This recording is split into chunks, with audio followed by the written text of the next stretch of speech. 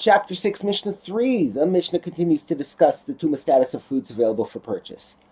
All eggs sold in the market are presumed to be tahor because we may presume that the eggs did not get wet and thus were not prepared for Tumah.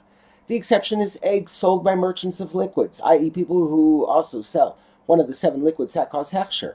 These eggs are presumed to be tameh because such a merchant will often touch his eggs with hands that are wet with one of the liquids, thereby preparing the eggs for Tumah. Since the eggs are then handled by shoppers, some of whom are likely tameh, the eggs must be treated as tameh. But if the merchants also sold dry fruit together with the eggs and liquids, the eggs are tahor. This is because a merchant who sells dried fruit would be sure to dry his hands after handling liquid, to avoid making the fruit dry. It can thus be assumed that the eggs too were handled only with dry hands and were not prepared for Tumah. The Mishnah discusses whether fish sold in the market are presumed to be tameh. Although all fish obviously came into contact with water, the water that touches them while they are alive does not prepare them for Tumah, because they are not considered food at that point. They are prepared for Tumah only if they come into contact with liquid after they die. The Mishnah discusses whether we must suspect that fish in the market became wet after they died. All fish are presumed to be tameh. After the fish die, seawater remains on them, and that water prepares them for Tumah. Since the fish are then handled by shoppers, some of whom are tameh, the fish are presumed to be tameh. Rabbi Yehuda says, regarding a slice of iltis fish, an Egyptian fish that is brought in a box, and Spanish sole, these are all presumed to be tahor. These fish remain alive for some time after they are removed from the sea. By the time they die, any water that remained on them has dried up. Thus, they are not prepared for Tumah and do not become tameh when handled by shoppers.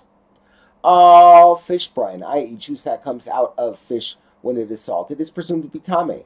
Although fish brine is not subject to Tumah, it was generally mixed with a larger amount of water, which is subject to Tumah. The brine is cancelled out in the water and was touched by shoppers whose hands are tameh. The sages decreed that an Amaretz, an unlearned person who is suspected of not properly observing the laws of Tumah and Tahara, is generally not trusted to say that something is tahor. However, as far as the food items mentioned above, the Mishnah states, and regarding all the foods mentioned above, an Amaretz is trusted to say they are tahor.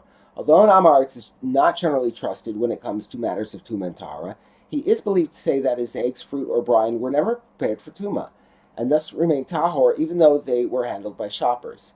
An exception is for fish, where an Amaretz is not believed. This is because we are certain that the fish became subject to Tumah, as explained above. Since they were certainly prepared for Tumah, an Amaretz is not trusted to say that they are tahor. A proof for these laws is that they, i.e. people who are careful with the laws of Tumah, regularly deposit the foods mentioned above with an Amaretz for safekeeping, but they do not deposit fish with an Amaretz. Clearly, an Amaretz is trusted with regard to these other foods, but not with regard to fish. The Mishnah ruled above that fish brine is tameh only if it contains more water than fish juice. The next Tana disagrees.